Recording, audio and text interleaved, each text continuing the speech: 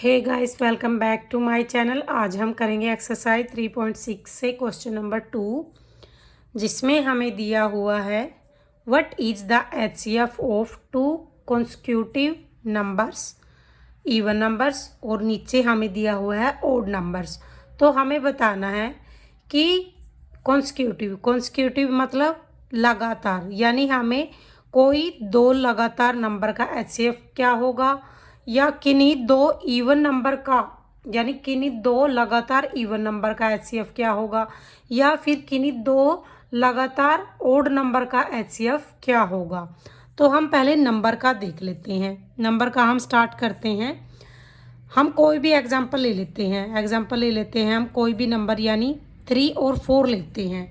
अब 3 और 4 का हमें एचसीएफ निकालना है। जो हमारे 3 के फैक्टर होंगे वो हो गए 3 के 3 का तो 3 ही होगा, और 4 का होगा हमारा 2 इंटू 2, यानी 4 के जो फैक्टर हो गए वो 2 हो गए। अब इन दोनों का हमें कोई भी एचसीएफ नहीं दिखाई दे रहा।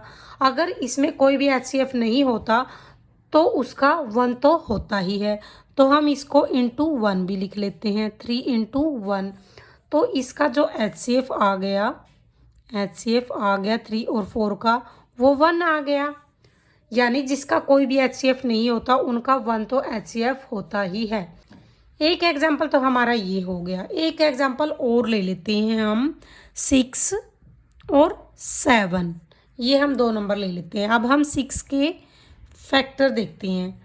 2 इंटू 3 6 होता है।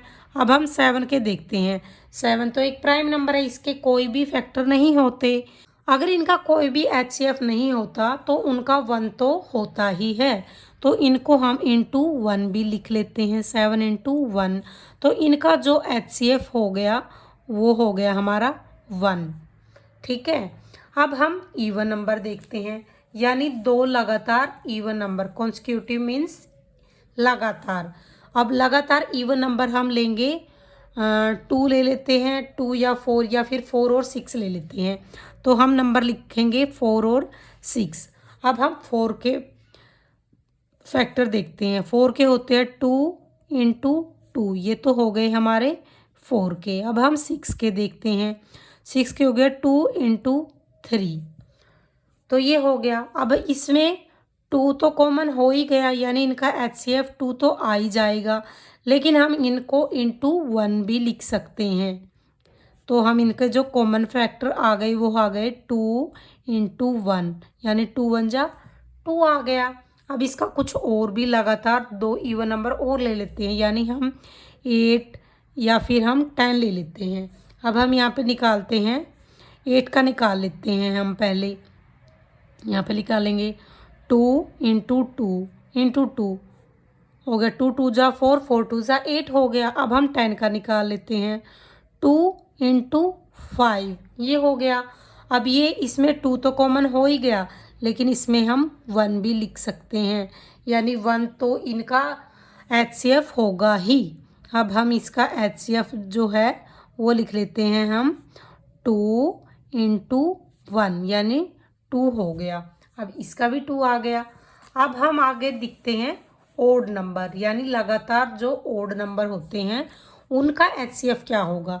तो ओड नंबर होते हैं हमारे जैसे 1 3 5 7 9 11, यानी जो 2 से डिवाइड नहीं होते वो हमारे ओड नंबर होते हैं। अब लगातार दो ओड नंबर लेते हैं हम, 3 और 5 को ले लेते हैं। अब हम इन 3 और 5 के फैक्टर निकालेंगे, तो 3 इंटू 1 ही होगा, यानी 3 1 जा 3 ही होगा ना।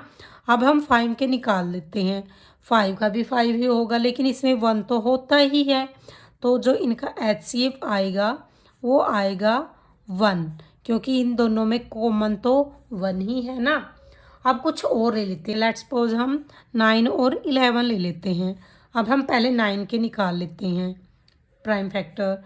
तो हम 9 के निकालेंगे तो 9 के आ जाएगा 3 इंटू 3, लेकिन अगर 11 को निकालेंगे तो 11 का तो 11 एक ही आएगा ना। अब हम इसको इंटू 1 लिख लेते हैं और इसको भी इंटू 1 लिख लेते हैं।